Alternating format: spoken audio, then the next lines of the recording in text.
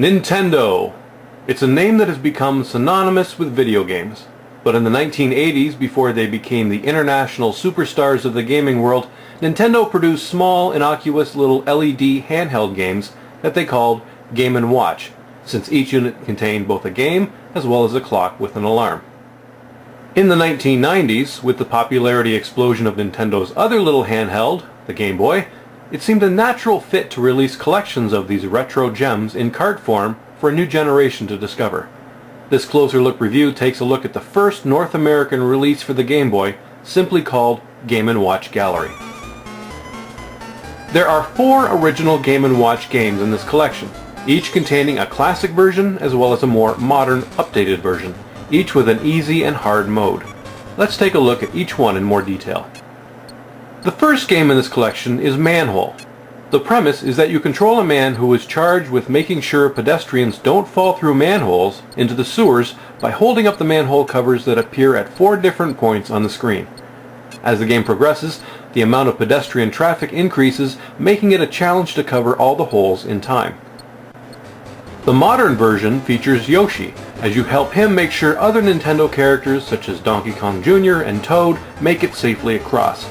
This time the manhole covers can all stay in place until a character walks over it, knocking it down, giving you a chance to recover before another character tries to walk across.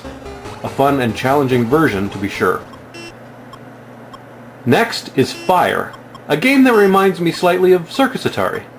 The premise is that you control a pair of firefighters holding some kind of net or trampoline to catch people jumping from a burning building.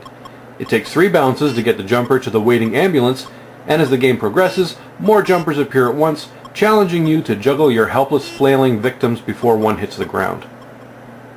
In the modern version, you control Mario and Luigi, and instead of a burning apartment building, it's a burning castle.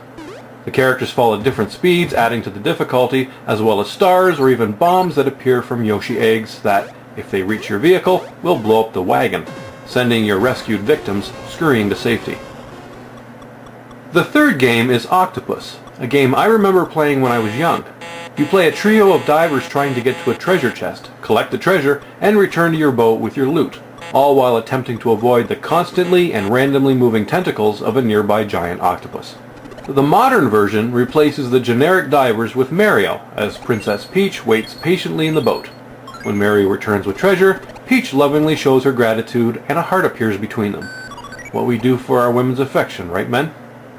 Also in this version, Mario has the ability to throw his treasure at one of the octopus's tentacles to stun it for a short period of time, allowing him to escape.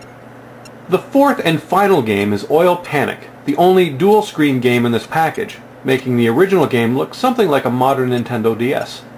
In the classic version, you control a gas station employee collecting oil from a spilled pipe and dropping it into an oil drum below that your boss is carrying.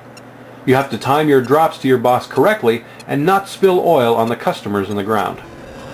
In the modern version, Bowser is on the top of your castle, dropping the oil that Mario must collect and drop down to Yoshi to dispose of.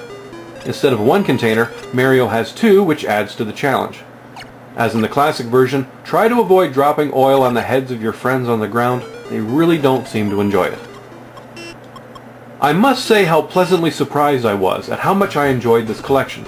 I was concerned that the original classic versions of these games wouldn't hold up well in 2012, but I was wrong. They are as fun to play today as they were 30 years ago. And the emulation of the originals is very well done, giving you a great look and feel of holding and playing the real thing. The added bonus is the modern versions, which add new gameplay elements and effectively double the amount of gameplay on one cart. A great set of games that reminds us of the simple and fun beginnings of handheld gaming, and a collection that I heartily recommend. This is Atarileaf, thanks as always for watching, and I'll see you soon.